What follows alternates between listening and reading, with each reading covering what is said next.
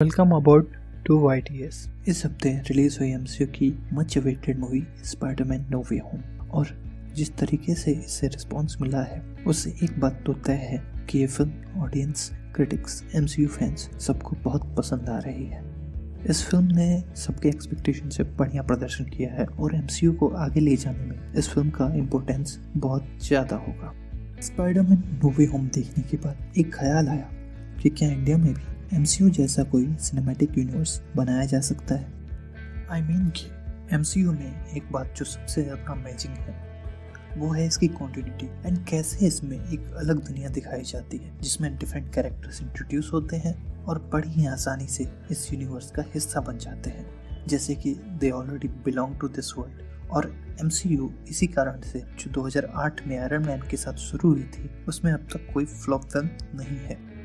ऐसे में MCU को एक मोस्ट सक्सेसफुल सिनेमैटिक फिनोमेना माना जा सकता है। क्या इसी तरह इंडियन फिल्म इंडस्ट्री भी अपने आप में एक गोल्ड स्टैंडर्ड सिनेमैटिक एक्सपीरियंस अपने ऑडियंस के लिए क्रिएट कर सकती है? देखा जाए तो ये इतना मुश्किल भी नहीं है। हम जानते हैं कि इंडिया डिफरेंट फील्ड्स में ऑलरेडी विश्व स्तर की क्वालिटी एंड सक्सेस हासिल कर चुका है, जैसे कि IT वर्ल्ड में इंडिया की बहुत मजबूत पहचान है।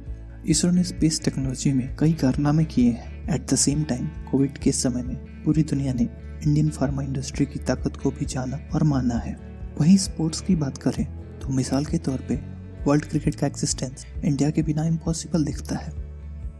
इसलिए इट्स वेरी मच पॉसिबल कि इंडिया में भी MCU जैसा या उससे बेहतर सिनेमैटिक यूनिवर्स बनाया जा सकता है। तो फिर सवाल ये है कि व्हाई नॉट टिल नाउ? ऐसा नहीं है कि Indian film industry technically sound नहीं है या ऐसे क्रिएटर्स नहीं हैं जो कि MCU जैसा कुछ हिस्टोरिक क्रिएट ना कर सके। आप सरदार उधम की सिनेमाटोग्राफी देख लें या गैंग्स ऑफ वासेपुर की लेयर्ड स्टोरी टेलिंग। ऐसे कई एग्जांपल्स हैं कि क्वालिटी के मामले में इंडियन सिनेमा किसी भी दूसरी इंडस्ट्री से पीछे नहीं है। इवन कई बड़े हॉलीवुड प्रोजेक्ट्स के लिए इंडियन आर्टिस्ट और इंडियन सिनेमा से जुड़े लोगों को हायर किया जाता है। पर MCU जैसा कुछ मैग्नानिमस ना बन पाने के पीछे दो कारण है।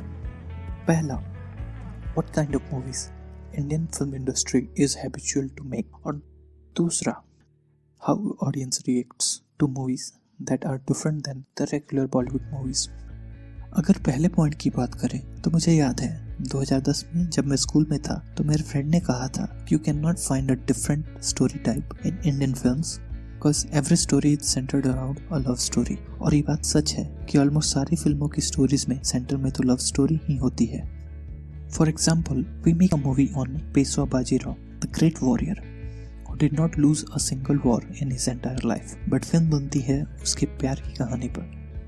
एक Tha Tiger was a spy thriller, पर पूरी कहानी बेस्ड थी स्पाई की लव लाइफ पर। मतलब ये है कि Indian film industry mostly long term and different scope के साथ फिल्मों के बारे में सोचती ही नहीं है।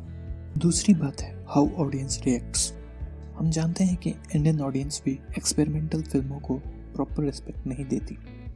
आपको याद होगा सुशांत सिंह की एक फिल्म आई थी व्योमकेश बख्शी। ये एक बड़ी अच्छी फिल्म थी और एक लॉन्ग टर्म फिल्म फ्रेंचाइजी इस फिल्म के साथ बनाई जा सकती थी, पर ऑडियंस ने फिल्म को ठंडा रिस्पॉन्स दिया और फिल्म फ्लॉप हो गई। फिर तो फिल्म फ्रेंचाइजी की बात ही छोड़ दें। बस ऐसे ही रीजन से हमारे इंडियन फिल्म्स ग्लोबल स्केल पे अपनी पहचान बनाने में सफल नहीं हो पाती हैं। Now let's talk about what are the chances. We know that Rohit Shetty की cop verse Indian film industry में ऑलरेडी एग्जिस्ट करती है और शायद उसमें नेक्स्ट एंट्री सलमान खान की दबंग कैरेक्टर चुलबुल पांडे की होने वाली है। यशराज फिल्म्स भी एक था टाइगर और पठान के साथ स्पाई वर्स बनाने की तैयारी कर रहे हैं, पर हम जानते हैं कि स्टोरी वाइज और स्टोरी टेलिंग वाइज टाइगर जिंदा है was not a great film. वो फिल्म मोस्टली सलमान के larger than life character portrayal तक ही सीमित थी। वैसे मैडॉक फिल्म्स भी स्त्री के सक्सेस के बाद हॉरर कॉमेडी यूनिवर्स बनाना चाहती है, लेकिन रूही जो स्त्री के बाद इस वर्ष की दूसरी कड़ी थी वो एक निहायती बेकार फिल्म थी और ऑडियंस ने भी इसे पूरी तरह से नकार दिया। अब देखना ये है कि कैसे ये फ्रेंचाइजीज आगे बढ़ती हैं और क्या सच में ये कभी एक सिनेमैटिक यूनिवर्स का रूप ले पाएंगी। इन कंक्लूजन देखा जाए तो इंडियन फिल्म इंडस्ट्री में कहीं से भी क्वालिटी के टर्म्स में लैकिंग नहीं है। पर अगर MCU जैसे सिनेमैटिक यूनिवर्स बनाने हैं तो हमें ज़रूरत है लॉन्ग टर्म विजन की और उस विजन को प्रॉपरली पैक करने की। अगर कॉमिक यूनिवर्स ही बनाना है तो हमारे पास भी राज और डायमंड कॉमिक्स जैसे लॉन्ग लास्टिंग पब्लिकेशंस हैं और उनके ऐसे कई फेमस कैरेक्टर्स हैं जो लोगों के बीच बहुत पॉपुलर हैं। उन पर जरूर ही एक लॉन्ग टर्म विजन के साथ फिल्में बनाई जा सकती हैं। तो इस होप के साथ कि जल्द ही इंडियन फिल्म इंडस्ट्री भी एक सक्सेसफुल सिनेमैटिक यूनिवर्स बनाएगी, इस वीडियो को क्लोज करते हैं। Let's keep our fingers crossed and to all, thank you for watching this video. Please like and subscribe our channel for more such content, and do let us know through your comments which Indian comic character you want to see on silver screen.